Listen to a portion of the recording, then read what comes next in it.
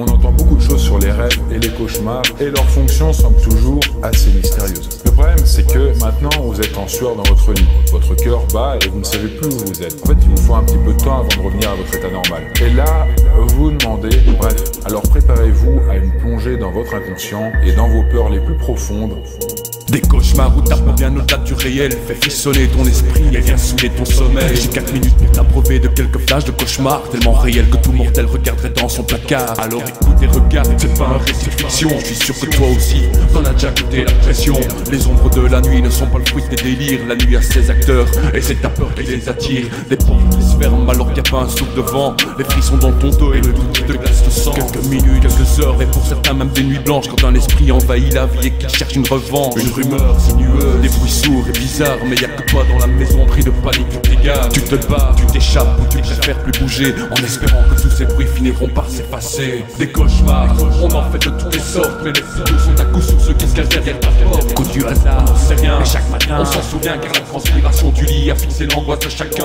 Des cauchemars, on en fait de toutes les sortes, mais les photos sont à coup sur ceux qui se cachent derrière ta porte. Coup du hasard, on sait rien, mais chaque matin on s'en souvient car la transpiration du lit a fixé l'angoisse de chacun. Des trucs qui se bousculent, réalité, nos cauchemars, plein de choses qui basculent, qui assombrissent notre histoire. Nos pensées, nos idées déchirées, défoncées, elles sont repliées sur elles-mêmes et on finit par s'abonner à un point fixe, intangible entre l'œil et le mur que l'on fixe, invisible, une porte ouverte de fracture. On s'isole, camisole pour une nuit blanche sans dépit, internement de l'esprit sur les 400 coups de minuit. On plonge dans ses souvenirs, c'est pas ceux qui te font sourire, te font fuir ou mourir à force de devoir les subir. Cerveau en plein équilibre, y'a pas de lueur dans le brouillard. Ton esprit a chaviré sans avoir trouvé de phare. Perdu dans la tempête des tourments, on se noie dans ses pensées, vision de peur, vision d'horreur. Chacun a des cicatrices cachées, des plaies, parfois béantes qui ont du mal à se refermer. Des cauchemars, tirés d'une réalité vérifiée. Des cauchemars, on en fait de toutes les sortes, mais les studios sont à coup sur ceux qui se cachent derrière ta porte. Coup du hasard, on sait rien, mais chaque matin on s'en souvient car la transpiration du lit a fixé l'angoisse de chacun.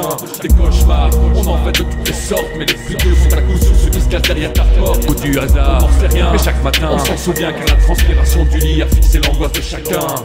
Mais du coup, pourquoi le cerveau se sent-il obligé de nous envoyer des images aussi terrifiantes une fois la nuit venue? En fait, il semblerait que les cauchemars soient une manière pour notre cerveau de nous préparer à affronter les dangers qui nous terrifient le plus. En projetant dans l'inconscient ce qui, selon lui, est une source de stress, il se prépare à mieux affronter les situations angoissantes dans la réalité. Des cauchemars, on en fait de toutes les sortes, mais les studios sont à coup sur ceux qui se cachent derrière ta porte. Coup du hasard, on n'en sait rien, mais chaque matin on s'en souvient car la transpiration du lit a fixé l'angoisse de chacun. Des cauchemars, on en fait de toutes les sortes, mais les studios sont à coup sur ceux qui se cachent derrière ta porte. Coup du hasard, on n'en sait rien, mais chaque matin on s'en souvient car la transpiration du lit a fixé l'angoisse de chacun. Des cauchemars, des cauchemars, des cauchemars. Beaucoup de choses peuvent déclencher des cauchemars à répétition. Et d'ailleurs, de manière générale, quand l'émotion à l'origine de la peur, votre cerveau essaie de purger et n'a pas été digérée, le cauchemar risque de revenir dans pas mal de bonheur. Même si ce processus est normalement bénéfique pour votre fonctionnement cérébral, il est néfaste lorsqu'il devient pathologique. Votre subconscient va créer plein de scénarios pour essayer de se débarrasser de cette peur, ce qui va finalement fragiliser votre santé mentale. Faire des cauchemars vous rend alors anxieux et cette anxiété favorise vos cauchemars. C'est un véritable cercle vicieux qui peut, dans certains cas, mener à une dépression.